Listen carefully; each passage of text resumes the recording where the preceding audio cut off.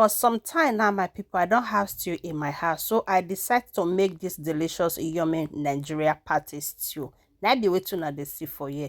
So guys, this one are all the protein I'll be needing on this recipe. I've already washed and cutting everything. So the first one I put for my pot now goat meat, shake and momo. Now be waiting una see there. I can add all my spices when I get in my kitchen and some seasoning. Okay, then cover them without no water.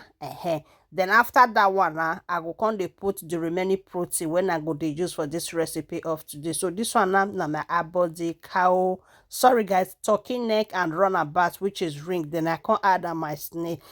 Turn everything together. Then we'll come pour on water. Then cover and make it for cook. Voila.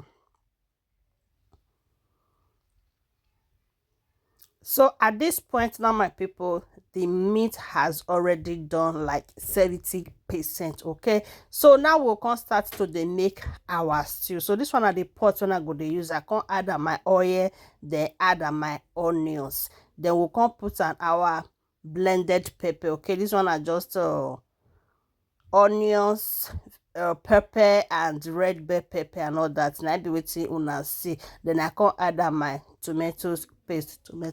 I beg tomatoes. I can add everything together. Raise this my blender, pour them inside. So this one na the dry fish when I go dey use. So I want go soak them for inside hot water off camera. So this one are my multi tomatoes when I just see that I can add my bay leaf. The cover and make everything for combine together. Now the stew don't they bring the whole aroma they come out. Then I can add my seasoning cubes, seasoning powder, curry, thyme, while I can add everything. They can add my salt. Then we can turn everything together. Almost at this point, and the aroma when they come out from my kitchen, not be here. So this one na my smoky chicken when I get then come put her there. This one catfish, smoking catfish, and I be waiting una just see for the can go wash and then add that inside. So this one now the stock meat. Okay, the water when I take boil the meat now in be this one will come pour everything together, cover them again, make everything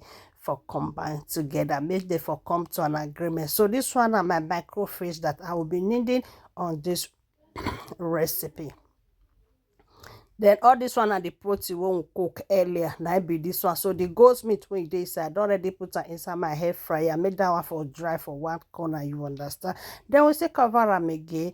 Then come back, open now, then come put our microfish and the snail when we boil earlier. They come add this our goat meat when I dry for inside my hair fryer, you understand. So my people, if you know, see, don't watch this video reach it me say you dey enjoy them, but you don't want follow, you don't want like, you don't want share, you don't want leave comments. Joe, if you not do all those things now, how people go tell no say something like this is going on in my page. So please follow this page for more. And to my returning followers, I say may God bless you all as una take this support una get una do it. I salute una. Thank you guys for watching and see you all in my next video. Una bye for now.